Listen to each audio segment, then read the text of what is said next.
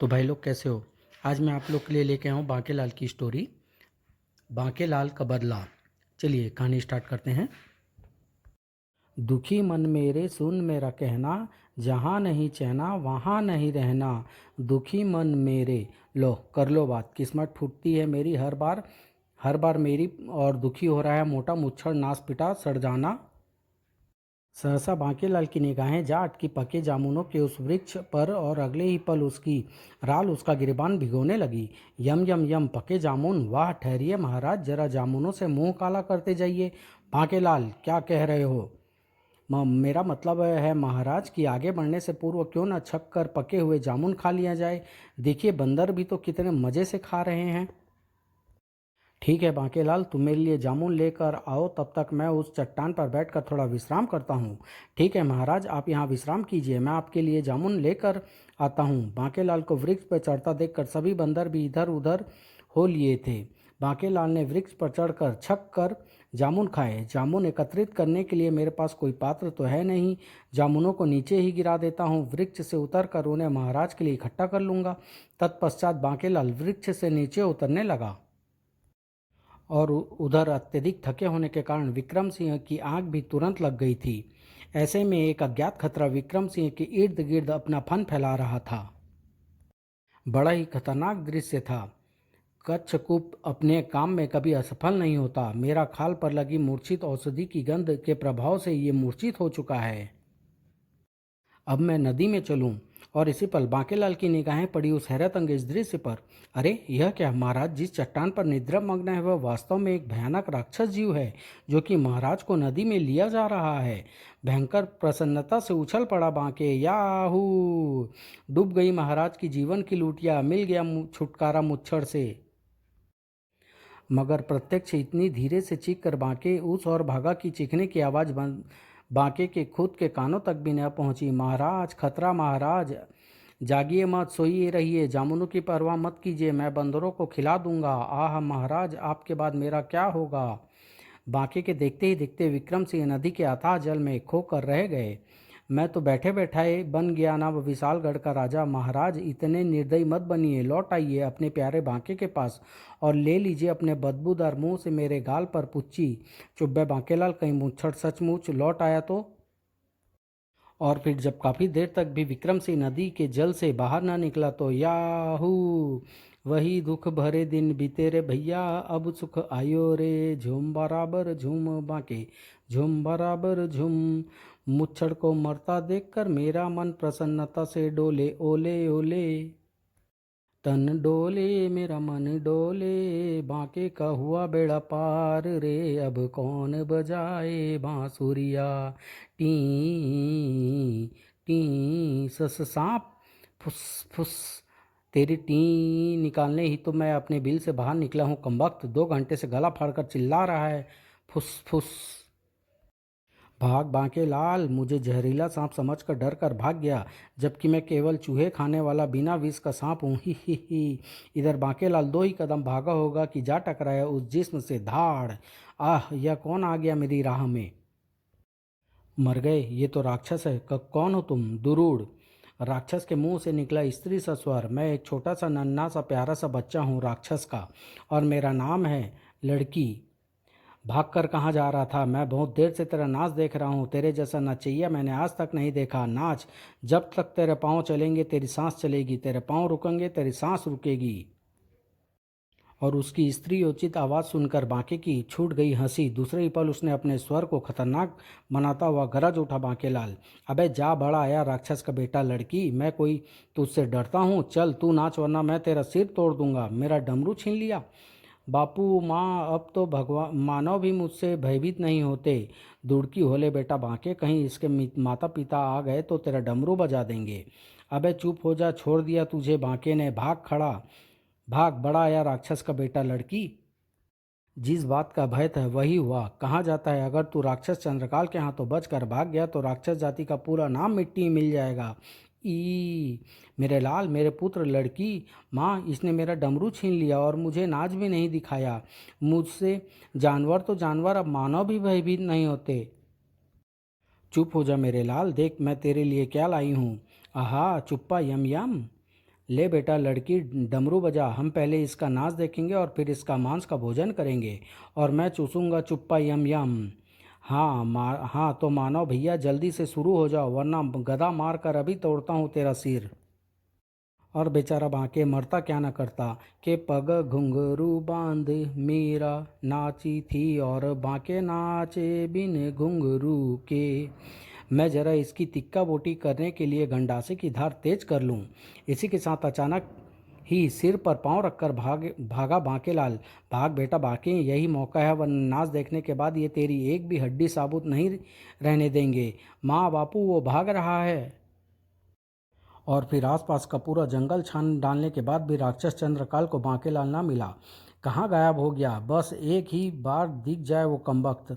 आह काश मेरे पुत्र की आवाज़ भी शेष राक्षसों के समान रौबदार होती तो आज हमें शिकार ढूंढने के लिए चेष्टा न करनी पड़ती, तब हमारा लड़की ही हमारे लिए शिकार लेकर आता। इधर भागता हुआ बांकेलाल जाकर गिरा उस गड्ढे में। आह मरा, उफ, ये गड्ढा खोदकर ऊपर से घास किसने ढक दी? जरूर ये काम शिकारियों का होगा, पर शुक्र है कि अधिक गहरा न था गड्ढा। आह उई आह, ये कौन मेरे थोबड़े पर आ गिरा? और उधर जैसे ही दुरुस्त हुए बांकेलाल के होश की आसमान से गिरे खजूर पर अटके डूब ईब की होगा। अब तो वही होगा जो मंजूरे चीता होगा। ये कौन है और मुझे इस प्रकार क्यों घूर रहा है? कहीं ये मुझे खा तो नहीं जाएगा? जब से मुझे होश आया है मुझे कुछ याद नहीं आ रहा कि मैं कौन हूँ। लगता है मैं अपनी याददाश्त भूल गया हूँ। चीता भाई तुम शाकाहारी हो ना? मांस खाना अच्छी आदत नहीं होती। और तब मन ही मन चौंक पड़ा बांकेलाल। ओह, ये चीता तो मुझे कुछ भी नहीं कह रहा। इसका मतलब ये सचमुच शाकाहारी है। जंगल के चीतों में अभी भी शराफत बाकी है तो धन्य है प्रभु, ये मुझे खा ना जाए वरना मैं तो बेमौत मारा जाऊंगा। अब बांकेलाल ने नापी गड्ढे की ऊंचाई। ओह, अगर मैं इस चीते की पीठ पर खड़ा हो जाऊं तो आसानी से बाहर निकल सकता हूं। और इस प्रकार बांकेलाल चीतों को खींच लाया गड्ढे की दीवार के निकट। चीता भाई तुम हिलना नहीं, पहले मैं यहाँ से बाहर निकल जाऊँ फिर तुम्हें भी बाहर निकाल दूंगा। ओह, इसका मुझे खाने का कोई इरादा नहीं दिखता, ये तो कोई शरीफ जानवर दिखता है। इस प्रकार चीते की पीठ पर चढ़कर बांकेलाल बाहर आ गया। जान बची लाखों पाए, अब भागो। पर सहसा एक विचार के आते ही ठिठक गया बांकेलाल।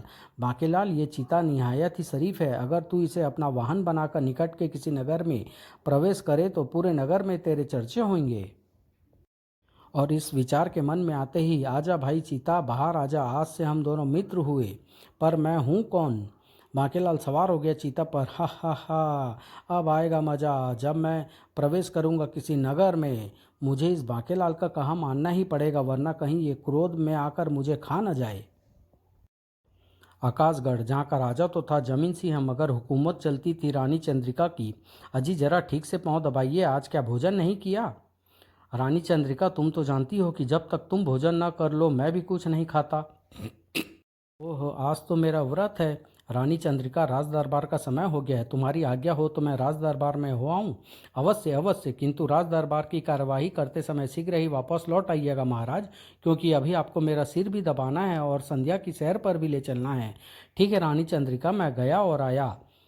अगर मुझे पता होता कि रानी चंद्रिका को पति की नहीं एक दास की जरूरत है तो मैं कभी भी रानी चंद्रिका से विवाह करके घर जवाई न बनता और मामूली इंसान से राजा बनने का स्वप्न न देखता। पर अब क्या हो सकता है। इधर बांकेलाल ने भी आकाशगढ़ में प्रवेश किया। अरे वो देखो, चीते ने अपने आप नगर में प्रवेश नहीं किया बल्कि उस नौजवान को देखो जो उस पर सवारी गांठे बैठा है। भागो, चीता नगर में घुस आया। बड़ी शान के साथ नगर में से गुजरा बांकेलाल। वाह, सब लोग मुझे देखकर भयभीत हो रहे हैं, कितना मज़ा आ रहा है मुझे। भागो चीता। पता नहीं चल रहा कि खूंखार चीता है या उसका सवार। बांकेलाल के आगमन पर नगर में खलबली सी मच गई। पेड़ पर चढ़ जा बेटा लल्लू, क्योंकि शेर चीते पेड़ पर नहीं चढ़ सकते। उधर संध्या की सैर को निकली थी रानी चंद्रिका। महाराज, हम तुम एक जंगल से गुजरे और शेर आ जाए तो क्या होगा? रानी चंद्रिका, शेर से मैं कहूँगा कि तुम्हें छोड़कर मुझे खा जाए, पर फिर भी वो तुम्हें ही खाने की जिद करे तो मज़ा आ जाए। वह क्या महाराज, ये सब इतने भयभीत होकर कहाँ भागे जा रहे हैं? मुझसे ज़्यादा भयभीत तो संसार में दूसरा कोई ना होगा। जब मैं नहीं भाग रहा तो फिर ये क्यों भागे जा रहे हैं पता नहीं। चीता महाराज, चीता। ओह, राजा रानी की सवारी। शुक्र है घोड़े चीते को देखकर बिदक गए। महाराज, घोड़े बेकाबू हो गए हैं, अपनी म्यान से अपनी तलवार खींचकर स्वयं ही आत्मरक्षा के लिए तैयार हो जाइए। महाराज, शेष घोड़े तो बिदक चीते को देखते ही बिदक गए, मगर हमारे रथ के घोड़े क्यों नहीं बिदके? हम इसलिए नहीं बिदके क्योंकि आज हम घोड़े लेंगे उन कोड़ों का हिसाब जो रानी ने आज तक हमारे जिस्मों पर बरसाए हैं। बांके का चीता भी आकर रुक गया उस रथ के ठीक सामने। राजा जरूर मेरी बहादुरी पर प्रसन्न होगा। मुझे एक बार पता तो चल जाए कि मैं हूँ कौन। डटे रहना मित्र, रोज रोज कोड़े खाकर जीने से तो अच्छा है कि हम इस चीते को भोजन बनकर इसका कुछ भला करें। इधर घबराकर रानी चंद्रिका ने चीते पर दे मारी वह गदा। अरे, यह क्या करती है महारानी जी? और दूसरे ही पल याद आ गया, मैं तो चीता हूँ। उस गड्ढे में सिर के बल गिरने से मेरी याददाश्त खो गई थी, जो कि इस मानवी के वार से पुनः वापस आ गई है। चीता भाई, तुम्हें लगी तो नहीं? अगले ही पल धाड़। चल नीचे, मुझे क्या तूने घोड़ा समझ रखा है जो मेरी पीठ पर सवारी गांठ रहा है? उई मारा। क्रोध में भरे चीते ने रथ पर छलांग लगाई। तूने मुझे मारा? तेरी ये हिम्मत चिते पर हाथ उठाती है? महाराज बचाइए। वाह, यह सुनहरा अवसर भला मैं हाथ से कैसे जाने दूं? भय के कारण इतनी जोर से चिल्लाई रानी चंद्रिका की उसकी आवाज़ ही गले में खोकर रह गई। अब तुझे कौन बचाएगा? नहीं। तभी कहीं से सरसराया वह तीर और हो गया चीता की कनपटी के आर पार। आह, मर गया मैं तो। ओह, किस कमबख्त ने चलाया तीर? तभी सामने आया सेनापति फुर्ती सिंह। सेनापति फुर्ती सिंह के आगे किसी की फुर्ती नहीं चलती। जल्दी इसे मैंने पहुंचाया और फुर्तीला बन रहा है ये बड़ा आया। वाह सेनापति, तुम्हारा तो सिर धड़ से जुदा कर देना चाहिए। कितने सही वक्त पर पहुंचे तुम, अन्यथा अगर हमारी रानी को कुछ हो जाता तो हम भी अपने रानी के साथ यहीं मर जाते। मेरी आवाज़ को क्या हुआ? फुर्ती सिंह ऐसे वक्त पर ही पहुंचता है महाराज। आओ रानी, संकट टल गया। रानी की आवाज़ को क्या हुआ महाराज? और तब रानी जी की आवाज़ चली गई। क्या रानी चंद्रिका गूंगी हो गई? ये तो खुशी की बात है। महाराज, इसका क्या करें? इसकी आरती उतारो। मेरा मतलब रानी जी की आवाज़ इसी के कारण गई है। सेनापति फुर्ती सिंह के आदेश पर ही बांकेलाल को सैनिकों ने पकड़ लिया था। पहले इसका नाम पूछो और फिर इसे सिंहों की बस्ती में फेंक दो। सिंहों की बस्ती? हाँ, अब जल्दी से अपना नाम बोलो। मेरा नाम बांकेलाल है। मगर महाराज, मेरी बात तो सुनिए, मैं बिल्कुल बेकसूर हूँ। वह चीता तो बहुत शरीफ आदमी था, मेरा मतलब जानवर था। पता नहीं अचानक कैसे खूंखार हो उठा। इसे ले जाओ और फेंक दो सिंहों की बस्ती में। सैनिक बांकेलाल को पकड़ कर ले गए, ले चले सिंहों की बस्ती में। निर्दोष हूँ महाराज, मुझे सिंहों की बस्ती में मत फेंकिए। घबराओ नहीं बांकेलाल, तुम्हें वहां बचने का एक अवसर जरूर दिया जाएगा। और बांकेलाल को बैठा दिया गया उस उड़न खटोले पर, जो कि सैनिकों के द्वारा धक्का दिए जाते ही लुढ़क पड़ा उस ढलान पर। बांकेलाल, इस भयानक वन में सिंहों का राज है और तुम्हारे पास बचने के लिए है सिर्फ एक पिंजड़ा। अगर तुमने उस पिंजरे से बाहर निकलने की चेष्टा की तो फिर ईश्वर ही मालिक है। पछताओगे, बहुत पछताओगे तुम आकाशगढ़ के वासियों। आह। बांकेलाल आ फंसा उस पिंजरे में और इसी पल भयानक गर्राहटों से गूंज उठा संपूर्ण वन, जिन्हें सुनकर रोंगटे खड़े हो गए उसके। अरे बाप रे, लगता है जैसे सैकड़ों सिंह एक साथ मिलकर दहाड़ रहे हों। सबसे भयंकर दहाड़। और निगाहें अपने चारों ओर दौड़ाते ही बांकेलाल के देवता कुछ कर गए। हो गई उसकी सिट्टी पिट्टी गुम। बांकेलाल, क्या ऐसी स्थिति में कोई भी फंसा हो तो उसका भी हाल वैसा ही होता? सिंहों की बस्ती के ये बीसियों सिंह मेरे तिक्का बोटी एक करने को बेचैन हो रहे हैं, और तो प्राण बचाने का यह अवसर दिया है मुझे उस कमबख्त राजा ने कि जंगल के बजाय इस पिंजरे में फिकवाया। अबे हाथ तो मिला दे। तू तो ऐसे डर रहा है जैसे मैं तुझे खा ही जाऊंगा, लेकिन वहाँ मैं भूखा प्यासा कितने दिन जीवित रहूंगा? और अगर मैंने वहाँ यहाँ भोजन की तलाश में बाहर निकलने की चेष्टा की तो भोजन किसे मिलेगा? ये तो आप देख ही रहे हैं ना। रात भर झपकी न ले सका बांकेलाल। राजा के बच्चे, अगर मैं यहाँ से किसी प्रकार बच निकला तो समझ ले कि तुझ पर मैं बिजली बनकर गिरूंगा। रात भर सभी सिंह भी पिंजरे के बाहर ही बैठे रहे और फिर प्रातः ही बांकेलाल का बदला बहुत भयानक होगा राजा। साथियों, अगर हम यहीं बैठे रहे तो ये मानव भूखा मर जाएगा, मगर पिंजरे से बाहर नहीं निकलेगा। अच्छा होगा कि हम इधर उधर छिप जाएं और भोजन की तलाश में जैसे ही ये मानव बाहर निकले हम इसकी तिक्का बोटी तुरंत नाप दें। कैसी रहेगी ये योजना? वाह, क्या योजना है। अरे यह क्या, ये सारे सिंह तो जा रहे हैं। लगता है इन्हें जल्दी ही इस बात का एहसास हो गया है कि मैं इतनी आसानी से हाथ आने वाली चीज़ नहीं हूँ। ये सारे सिंह मिलकर क्या योजना बना रहे हैं। और फिर जब काफ़ी देर तक भी कोई शेर बांकेलाल को वहाँ दिखाई ना पड़ा तो यही अवसर है। इससे पहले कि शेर वापस आ जाए मुझे पेड़ होकर इस जंगल से निकल जाना चाहिए। पर पहले तो पिंजरे से बाहर निकलना होगा। इस जंगल के पेड़ आपस में इतने सटे हुए हैं कि आराम पूर्वक इस वन से बाहर निकल सकता हूँ। फंस गया बकरा हमारे फैलाए जाल में। बांकेलाल ने एक बार फिर आसपास देखा और पिंजरे से बाहर कूद लगा दी। जय बजरंगबली, तोड़ दुश्मन की नली। और ठीक इसी पल धोखा, बाकेलाल तेरे साथ धोखा हो गया। ये मानव समझते हैं कि दिमाग बस इन्हीं के पास है, बाकी सब पागल हैं। आक्रमण! विशालगढ़ के वासियों, तुम्हें बांकेलाल का अंतिम प्रणाम। और ठीक इसी पल संपूर्ण वन गूंज उठा एक मधुर संगीत लहरी से। और अचानक ही बांके पर झपटते सभी सिंह मस्त से हो गए। ओह, यह कैसा संगीत लहरी है जिसे सुनकर सभी सिंह मस्त हुए जा रहे हैं। ये स्वर लहरी तो हमें अपनी ओर खींच रही है। ओह, यह क्या, इस मधुर संगीत लहरी को सुनकर तो मन बेकाबू हुआ जा रहा है।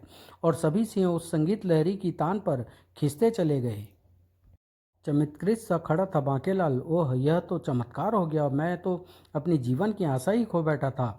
सहसा ही एक विचार उसके मन में, मस्तिष्क में। यह सारी करामत उस वाद्य यंत्र की है जिससे यह संगीत लहरी फूट रही है। अगर यह वाद्य यंत्र मुझे मिल जाए तो मैं इन सिंहों को अपना गुलाम बनाकर।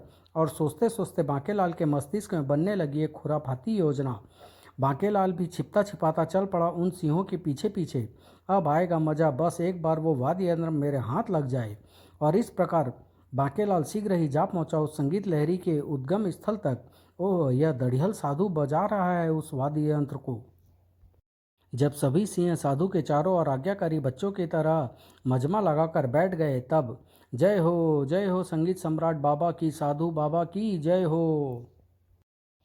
तभी बांके की ओर देखकर आश्चर्य के साथ कह उठा वह साधु, पुत्र तुम इस भयानक वन में क्या कर रहे हो? कौन हो तुम? महाराज, मैं बांकेलाल हूँ। इस वन में फंस गया हूँ। आपके इस वाद्य यंत्र ने मुझे इन सिंहों से बचा लिया, अन्यथा ये मुझे अब तक फाड़कर अपना भोजन बना चुके होते। पुत्र बांकेलाल, मैं नया नया ऋषि बना हूँ और चिट्ठिया सिद्धियाँ प्राप्त करने के लिए मैंने तपस्या हेतु यह स्थान चुना है। मगर यहाँ के सिंह मुझे तपस्या नहीं करने देंगे, क्योंकि उनकी दहाड़े सुनकर मुझे दस्त लग जाते हैं। इसलिए मैंने यह जादुई वाद्य यंत्र की मदद से जंगल के सभी सिंहों को अपना गुलाम बना लिया है। मगर समस्या ये है कि अब इन्हें दूसरे जंगल में कौन छोड़कर आए, क्योंकि मैं अपनी तपस्या शीघ्र ही शुरू कर देना चाहता हूँ। वैसे अगर मैं इस समय इन्हें आदेश दी तो ये स्वयं ही यहाँ से चले जाएंगे, क्योंकि संगीत के चलते वाद्य यंत्र के धारक के गुलाम हैं, जो कि इस समय मेरे हाथ में हैं। मगर वे यहाँ से फिर लौट आएंगे जहाँ उन्हें संगीत सुनना बंद हो जाएगा। क्या करूँ पुत्र बांकेलाल? महाराज, सिंहों को दूसरे वन में छोड़ तो मैं आता, किंतु मुझे ये वाद्य यंत्र बजाना नहीं आता। पुत्र बांकेलाल, ये जादुई वाद्य यंत्र है, जिसके हाथों में पहुंच जाए उसे स्वयं ही बजाना आ जाता है। वाह, तब तो मैं इस कार्य को कर सकता हूँ महाराज। साधु ने वह वाद्य यंत्र बांकेलाल को दे दिया। जाओ पुत्र, ईश्वर तुम्हारा उपकार करे। वाह, बन गया काम। जब मैं इन सिंहों को लेकर पहुंचूंगा कासगढ़ तो पता चल जाएगा उस राजा के बच्चे को भी।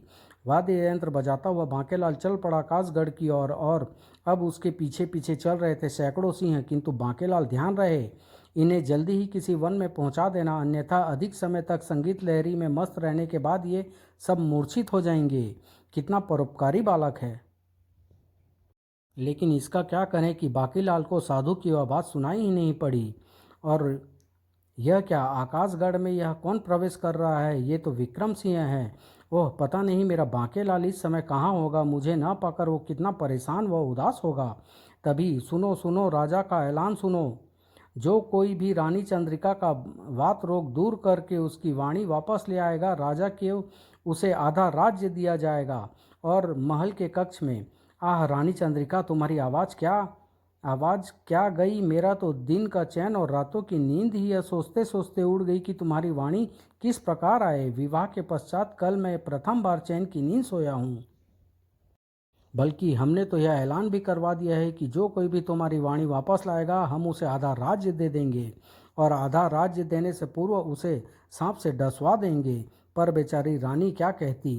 तभी महाराज विक्रम सिंह नामक व्यक्ति आया है और वह कहता है कि उसके पास एक औषधि है जिसे खाने से कैसा भी वात रोग दूर हो जाता है। क्या?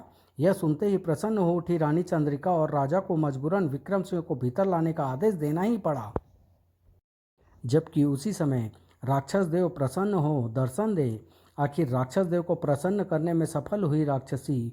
वर मांगो पुत्री, मैं तुम्हारी कठिन तपस्या पर भयंकर प्रसन्न हुआ। मुझे और कुछ नहीं चाहिए राक्षस देव, केवल मेरे पुत्र का वात रोग दूर करने की कृपा करें। ओह, वैसे तो वात रोग दूर करने की औषधि पाताल में मिलती है, मगर इस समय वो औषधि पृथ्वी पर आकाशगढ़ में किसी विक्रम सिंह के पास मौजूद है, जिसे वो वहाँ की रानी चंद्रिका को खिलाकर उसका वात रोग दूर करने जा रहा है। इतना कहकर राक्षस देव हो गए अंतर्ध्यान। तभी भ्रुकुटियाँ तन गई राक्षस चंडकाल की। नहीं, वह औषधि रानी चंडिका नहीं, मेरा पुत्र खाएगा। अजी, मैंने कहा जल्दी कीजिए, कहीं वो नामुराद विक्रम सिंह वो औषधि रानी चंद्रिका को खिला न दे। महाराक्षस चंडकाल ने अपनी पत्नी और अपने पुत्र लड़की के साथ ही आकाशगढ़ में प्रवेश किया। चूहो, भाग जाओ वरना बेमौत मारे जाओगे। भयानक तबाही मचाता हुआ आगे बढ़ा हुआ राक्षस परिवार। मैं एक छोटा सा नन्हा सा प्यारा सा बच्चा हूँ राक्षस का। महल का विशाल दरवाजा चंडकाल की एक ही ठोकर से टुकड़े टुकड़े में बिखर गया। औषधि केवल राक्षस का बेटा लड़की खाएगा। बता, कहाँ है विक्रम सिंह और रानी चंद्रिका? अपने कक्ष में। उधर रानी के कक्ष में जा पहुँचे थे विक्रम सिंह। यह लीजिए महाराज, यह रही पाताल की वह औषधि जिसे खाकर रानी जी की वाणी पुनः लौट आएगी। तेरा बेड़ा गर्क हो जाए मोटे, तू पतला हो जाए। तभी कक्ष की एक दीवार भरभरा कर गिर गई और भीतर आ गया पूरा राक्षस परिवार। हा हा हा, मैं हूँ राक्षस चंडकाल। ये मेरी धर्म पत्नी है और ये मेरा पुत्र लड़की, जिसके वात रोग को दूर करने के लिए मुझे चाहिए वो औषधि। वह औषधि खाकर मेरी आवाज़ भी शानदार हो जाएगी ना? हाँ बेटा, ज़रूर। लेकिन इससे पहले कि राक्षस चंडकाल राजा जमीन सिंह के हाथों से वो औषधि छीन लेता, वहाँ गूंज उठी संगीत लहरी। माँ बापू, यह संगीत लहरी कैसी है? मेरा मन तो पर नाचने को कर रहा है। मैं एक नन्हा सा छोटा सा प्यारा सा बच्चा हूँ राक्षस का। चटनी में पुदीना, बांके को मिल गई वीणा, बदला लेने अब आएगा मज़ा। इधर बांके लाल ने भी प्रवेश किया महल में। अरे यह क्या, चारों ओर घनघोर शांति छाई है। महल का मुख्य द्वार भी टूटा पड़ा है और जब कक्ष में भीतर प्रविष्ट हुआ बांकेलाल तो उसे देखते ही विक्रम सिंह की खिल गई बाँछें। मेरा प्यारा बांकेलाल, राजा देख, हाँ देख, तेरा हजमा बिगड़ा जाए। बांकेलाल के साथ ही भीतर प्रविष्ट हुई सिंह सेना। उफ, ये बांकेलाल सैकड़ों सिंहों को यहाँ लेकर क्यों आया है? ये तो वही बांकेलाल, वही है बांकेलाल। अरे बाप रे, ये तो वही राक्षस चंडकाल है। मर गए और ये मुच्छड़ जिंदा होकर यहाँ कैसे पहुँच गया? बांकेलाल की ओर झपट पड़ी राक्षसी। अजी, मैं इस बांकेलाल को पकड़ती हूँ और आप इस औषधि पर कब्जा कीजिए। मर गए बेटा बांके, अब अगर जान बचानी हो तो। बांके ने सिंहों को दे दिया आदेश, आक्रमण, खत्म कर दो इन राक्षसों को। बचाओ स्वामी, से टूट पड़े राक्षसी पर। लेकिन एक न चली राक्षस चंडकाली की। बचाओ। बीसियों सिंहों ने मिलकर राक्षस चंडकाल, उसकी पत्नी और उसके बेटे की बोटी बोटी अलग कर डाली। तब विक्रम सिंह ने कहा, रानी जी जल्दी कीजिए, यह औषधि खा लीजिए ताकि आपकी वाणी ठीक हो सके। जल्दी करो रानी, यही अवसर है, अपने सभी दुश्मनों को शेरों का भोजन बनवा देता हूँ और कर लेता हूँ आकाशगढ़ के राज सिंहासन पर अधिकार। लेकिन इससे पहले कि बांकेलाल ऐसा कोई आदेश दे पाता, सभी सिंह एकाएक मूर्छित होते चले गए। ओह, ये सब तो मूर्छित हो गए। आधी टूट गई अब मेरी योजना की टांग। और अब मेरा प्यारा बांकेलाल, मैं जानता था कि तुम मुझे ढूंढ ही लोगे। मेरी वाणी लौट आई। हे प्रभु, अब मुझे बहरा कर दे। महाराज, मैंने आपको कितनी आवाज़ें लगाई पर आपकी नींद न टूटी, और जब तक मैं वृक्ष से उतर कर नीचे आया तब तक वह भयानक जीव आपको लेकर नदी में समा चुका था। हाँ बांकेलाल। कच्छप हमें लेकर पहुंचा पाताल नगरी के राजा उलट सिंह के पास, जो कि अपनी प्रजा सहित एक भयानक रोग से ग्रस्त थे। ऐ मानव, मेरे और मेरी समस्त प्रजा के सिर में भयानक पीड़ा रहती है, जिसका उपचार करने के लिए हमने तुम्हें पृथ्वी से यहाँ बुलाया है, क्योंकि पाताल लोक के राजवैद्य भी इस रोग को समझ नहीं पाए और हमने सुना है कि पृथ्वी बुद्धिमान मानव से भरी पड़ी है। ओह, किंतु महाराज, आप इस प्रकार उल्टे क्यों हैं? उल्टे हम कहाँ हैं मानव, उल्टे तो तुम खड़े हो। पाताल लोक के सभी नागरिक तो इसी प्रकार रहते हैं। ओह महाराज, अगर आप मेरी तरह सीधे खड़े होकर रहेंगे तो आपकी पीड़ा कुछ ही देर में दूर हो जाएगी। इस प्रकार जब मैंने उनकी पीड़ा दूर कर दिया तो ओह हमारे सिर की पीड़ा दूर हो गई। वाह विक्रम सिंह जी, यह लीजिए, यह औषधि आप रख लें। इस औषधि से गूंगे भी बोल सकते हैं और किसी भी प्रकार का वात रोग दूर हो सकता है। और तब बांकेलाल, हमें भी क्षमा कर दो, हमने तुम्हारे साथ बुरा बर्ताव किया, जबकि तुमने भयानक राक्षस परिवार से हमारी नगर की रक्षा की। वह तो ठीक है महाराज, मगर अब इन सिंहों को होश में आने से पूर्व किसी जंगल में फिकवा दीजिए। तभी बांकेलाल के हाथ से गायब हो गया वो वाद्य यंत्र भी। ओह, कार्य पूरा होते ही वह वाद्य यंत्र भी मेरे हाथ से गायब हो गया। फूटी किस्मत मेरी। और इस प्रकार एक बार फिर विक्रम सिंह और बांकेलाल चल पड़े विशालगढ़ के सफर को समाप्त।